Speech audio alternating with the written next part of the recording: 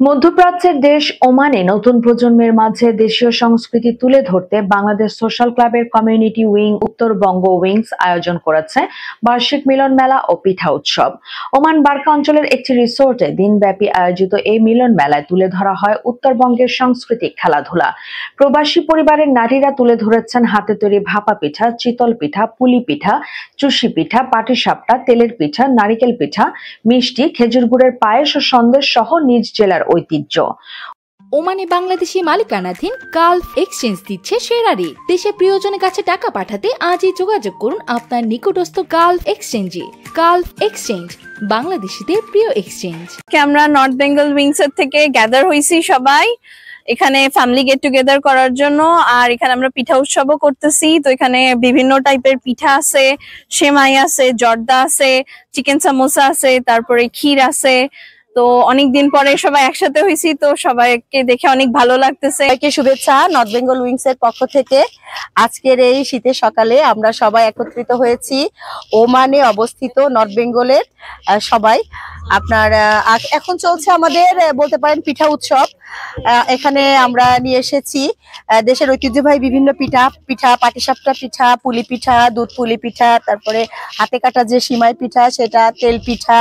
তো আসলে খুবই ভালো লাগছে এই সকালটা। মনে হচ্ছে না যে আমরা এখন ওমানে আছি, মনে হচ্ছে বাংলাদেশে আছি। উইংস এর আহ্বায়ক মাসুদ রানার সভাপতিত্বে ও সদস্য সচিব প্রকৌশলী কামরুজ্জামানের সঞ্চালনায় এতে প্রধান অতিথি হিসেবে উপস্থিত ছিলেন ওমান বাংলাদেশ সোশ্যাল ক্লাবের চেয়ারম্যান সিরাজুল হক সিআইপি। কমিউনিটির বিশিষ্ট জনেরা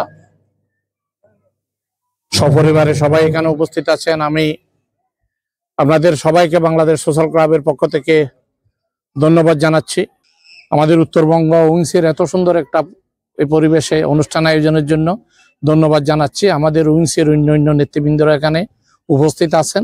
সবাইকে অনুরোধ করব আপনারা এইভাবে সুন্দর করে ছোট ছোট অনুষ্ঠান করলে আমার মনে হয় এটাই খুব একটা গোছালো একটা অনুষ্ঠান হয়েছে সামনের দিকে এগিয়ে যাওয়ার জন্য।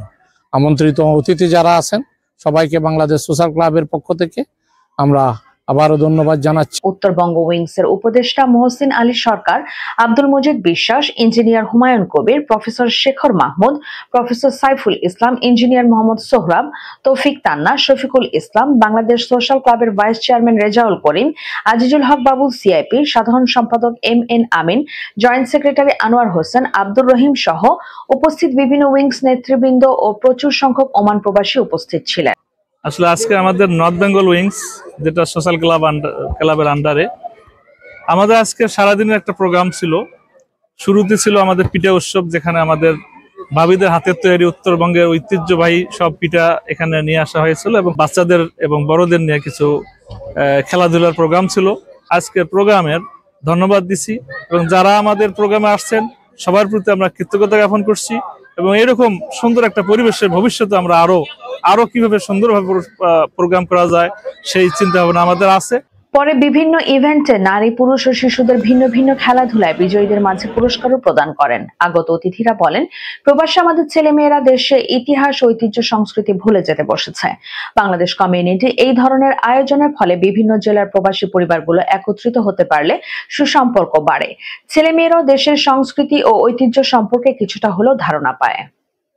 ক্লাব নর্থ বেঙ্গল উইং কর্তৃক আয়োজিত আজকের দিনব্যাপী প্রোগ্রামে আমরা সারাদিনে পিঠা উৎসব, দুপুরের লাঞ্চ এবং বিকেলে বাচ্চাদের প্রোগ্রাম দিয়ে শেষ করলাম। আর এর প্রেক্ষিতে যদি একটু পেছনের দিকে যাই, বাংলাদেশ সোশ্যাল ক্লাব ওমানের একমাত্র অনুমোদিত বৈধ সংগঠন। তো এর আওতাধীন যে আমাদের 7টা উইংস আছে, এই উইংস এর মাধ্যমে আসলে আমরা তো বাংলাদেশের প্রত্যন্ত অঞ্চলের প্রত্যেকটা অঞ্চলকে সম্পৃক্ত করার সুযোগ পেয়েছি। আজকে নর্থ বেঙ্গল তারই একটা প্রয়াস এবং দিনব্যাপী প্রাণবন্ত প্রোগ্রামের মধ্যে দিয়ে আমরা এটা শেষ করেছি।